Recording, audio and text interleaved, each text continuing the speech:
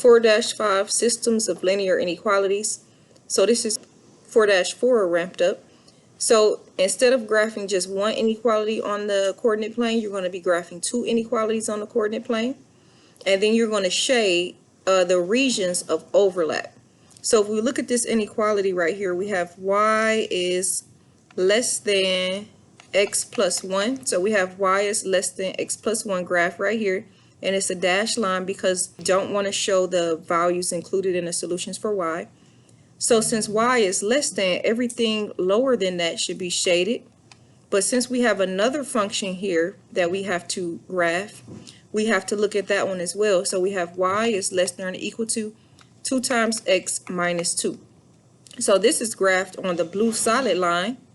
So we have a solid line because the values for y is included in a solution, and it says y is greater than. So greater than is going to be going up above on the y, along the y-axis. So we need to shade going this way. So the overlap is going to be this right here, and this will be the region that you would shade if you were taking a test or if you were plotting the answer on a computer. So you only want to put your final answer as the overlap. So we're going to shade to the right, showing y is greater than, or we want to shade above. So here we have another example. Y is greater than x minus 2. And we want to graph y is less than or equal to negative x plus 1. We want to graph the system of inequalities, and we want to show the overlap. So the first one, y is greater than x minus 2. We will start at our negative 2, our y-intercept, and then we will use our slope to rise and run. And this is the line that we get, a dashed line, which means that the value is not included in the solution. So remember, you use the dashed line for the greater than and for the less than inequalities, and you use this solid line for the greater than or equal to or less than or equal to, showing that the number is included in the solution. So you want to include the shading, which in this case is going to be the solid line and not the dashed line. So right here we have our line graph for y is greater than x minus 2. Since y is greater than, you want to shade going in the greater direction, which is above along the y-axis. So this is what's shaded here for that first function. And then the second one, we have y is less than or equal to negative x plus 1. So in this case, we have our solid line showing that the values for y is included in the solution. And then we have y is less than or equal to. So since y is less than or equal to, we want to shade lower than y, which is going to be going down here. So this is the region that you would shade. And then, so that's the reason you would shade. And then we want to only put the overlap. So the final answer is shown right here. And that's going to be the overlapping region, which is this green region, which is the only final answer that you will put into the computer. So that's that example. And then we have another example right here where you don't have any overlap because you will shade below here and you will shade above here. So that will be the answer. So there are no solutions because there is no overlap for this system of inequalities. Okay, so sometimes there you have no solution. So the next system of inequalities that I'm going to graph, and I'm going to graph this from scratch, we have y is less than or equal to 3 times x minus 2. And then our second inequality, we have y is greater than x minus 2. So I'm going to graph both of the inequalities on the coordinate plane. So I'm going to start with my y-intercept. So my y-intercept tells you where the line passes through the y-axis. So my y-intercept is negative 2. So this is my first inequality, and this is my second inequality. So I'm going to start with negative 2, and then I'm going to use my slope, which is, remember, slope is rise over run.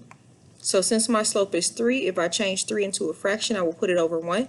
So I'm going to rise 3. So this is 1, 2, 3, and I'm going to run 1, and that's going to be my point. Then I'm going to rise 3, and my slope is positive, so the top of my line is going in a positive direction and not in a negative direction. I'm going to rise 1, 2, 3, and run 1. Rise 1, 2, 3, and run 1. And then I'm going to go ahead and graph my line on the coordinate plane. I'm going to graph my next inequality in blue. So my next inequality says y is greater than x minus 2. So I need to start with my y-intercept, which is -2, and my slope is positive here, positive 1, because that's the coefficient. So I'm going to rise 1 and run 1. So I'm going to rise 1 and run 1, rise 1 and run 1, rise, run 1 and run 1. And I'm going to go ahead and graph my line. Now this is a dash line because my values for y is not included in the solution, so I do not want to include the shading of the entire line. So I'm going to put a dash line to show that my values are not included in the solution. The values for y is not included in the solution. Then I'm going to put my arrows on the end. And then I want to go back and do my shadings. For my first inequality, which is the solid line, y is less than or equal to. So I'm going to shade less than. So this is going to be all of the values that's lower than here. So y is less than or equal to. So I'm going to start, so this is my line right here, positive slope, and then I'm going to shade lower than that. So shading lower than y is going to be shading to the lower values of y. So the lower values of y is below or right here. So I'm going to shade everywhere to the right of that line that I created along the y-axis. So all of this right here, it should be shaded, because I'm shading my lower values of y, which are down here, so that's to the right of that line. All right, and then I want to shade y. I'm going to go to a different color. Y needs to be greater than. Y needs to be greater than, so that's why I have a dash line. So this is the dash line, and greater is going to be above, so created right here. So I'm going to be shading to the left of that line, which is all of this.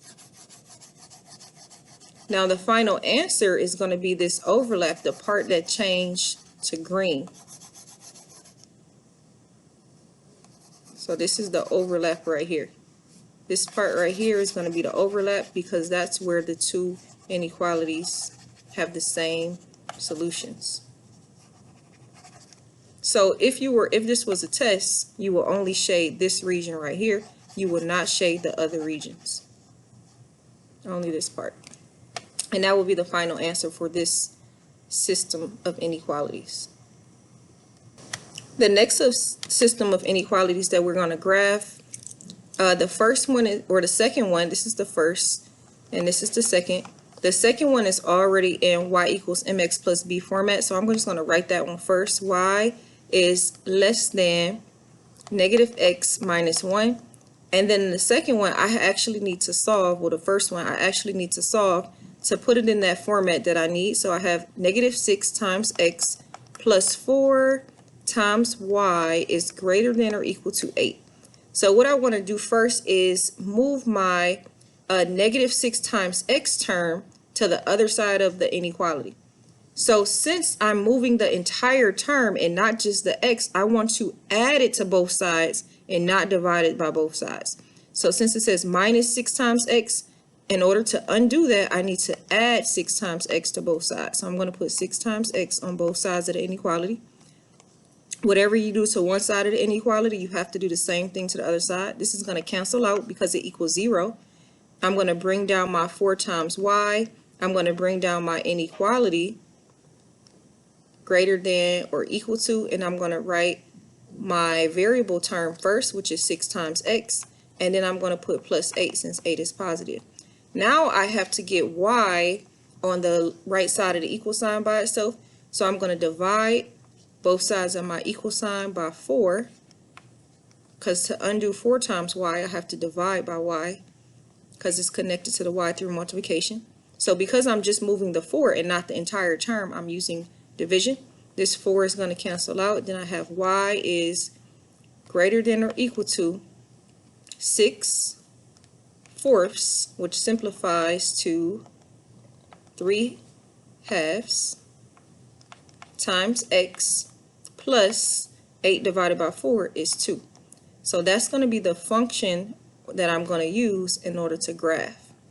So I'm going to start with the first one. I'll start with this one, which is y is greater than or equal to 3/2 times x plus 2. Now I left it as an improper fraction because I want to rise 3 and run 2. So that's why I left that as an improper fraction. So I'm going to start with my y-intercept, which is 2. So I'm going to graph that first. And then my slope is positive, so I need to make sure it's pointing in a positive direction and not the negative direction. I'm going to rise 1, 2, 3 and run 2. 1, 2. So my point is there. Rise 1, 2, 3 and run 2. My point is here. Fall 1, 2, 3 and run 2. Fall 1, 2, 3 and run 2. 1, 2. And then that is going to be my line that I'm going to use.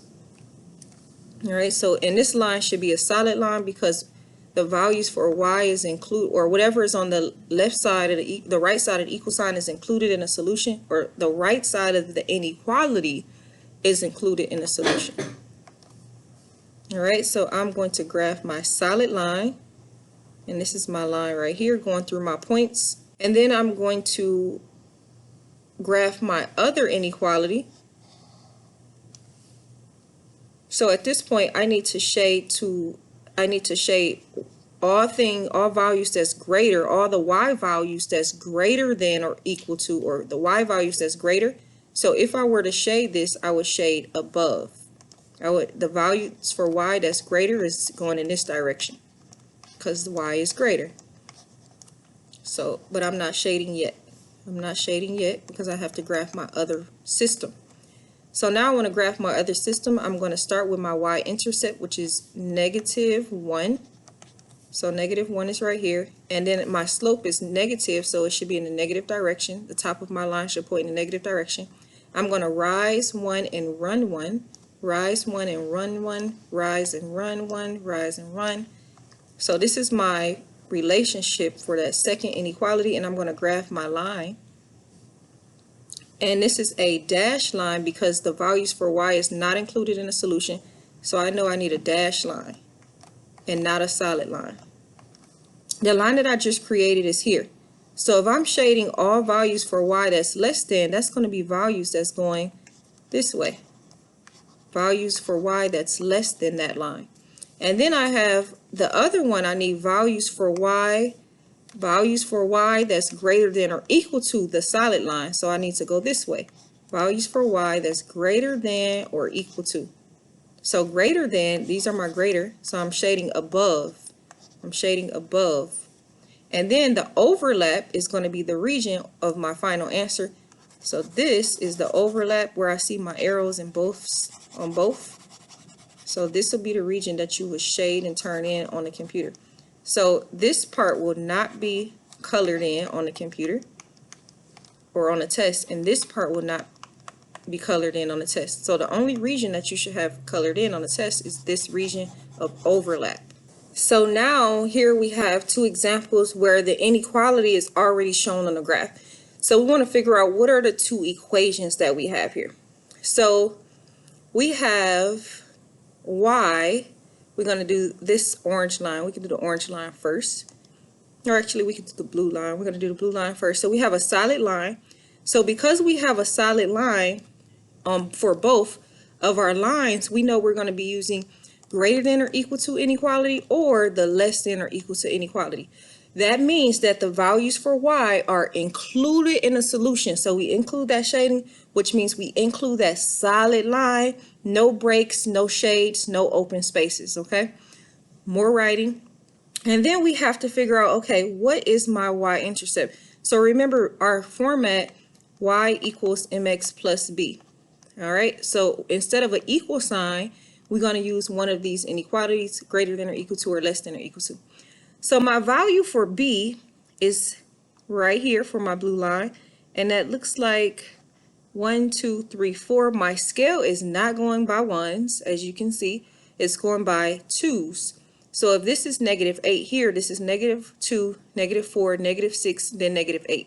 So it looks like my y-intercept is going to be -4, -4. And then I have to find another point on this line. So I'm going to have to look really close to find where does my line intersect. So it looks like it may be here, so on the corners. So my slope is 2/2. So I'm actually rising 2, and my scale is going by 2's here, -2, -4. So I'm rising 2 and running 2, and 2 divided by 2 equals 1. So my slope is positive because the top of my line is in a positive direction. So my slope is positive, so my slope is going to be 1, and then that needs to be multiplied by my x-coordinate. And then I want to see, okay, did I shade to above this line or did I shade below the line? Shaded below the line. If I shade above the line, I will shade, let me use another color. If I shade above the line, I will shade here. So because I do not have this region right here shaded, I know that the solutions are lower because I don't have this open region right here. So I'm going to go ahead and erase this part, and I'm going to finish my equation. So the values for y are going to be less than or equal to, because we shaded lower than that blue line right here. Okay, and then I'm going to go back and figure out what is my other inequality. So I'm going to look at my red line, which is this one right here. So this is the blue line. That's the blue line. Now I'm going to look at the red line, which is this line right here. And I have to find out where my line passes through the y-axis. It looks like it is at +2. So remember that format, y, then we want our inequality. So I'm going to put my inequality right here, and then I have m times x plus b, plus or minus b. So my y-intercept, it is 2, +2. It's above 0, so it's +2. So I'm going to put +2 for my y-intercept. And then I have to figure out my slope, so I'm going to find 2 points on this line. So I have a point on my y-intercept there, and it looks like I have a point right here. So if my scale is going by 2s, that's going to be 2, 4, 6. So I'm rising 6 and running 2. And that simplifies to 6 divided by 2, which is 3. So my slope is going to be 3, and it's going to be a +3 since the top of my line is pointing in a positive direction and not the negative direction. So I'm going to, instead of m times x, I'm going to put my slope, which is 3 times x. And then I want to figure out, well, do I need to shade, did I shade above that y along the y-axis or below? So that's what we're going to figure out now. So if I shaded above that line, I would shade this region right here, all of this. If I shade below that line, this line right here, the function that I just gave, this one right here, then it's going to be here. So because this region right here is not shaded, I know I shaded above that line instead of below. So that means it's going to be, the inequality is going to be greater than or equal to, y is greater than or equal to. So then I want to go back and I'm going to, and then the overlap is shown. So if we look, since we shaded above, since we shaded below on this line, right? We shaded below on this line, and we shaded above on this line. This is the overlap right here, and that will be that's why it's darker than the other regions. So our two inequalities is y is less than or equal to x minus 4, and the other one is y is greater than or equal to 3 times x plus 2.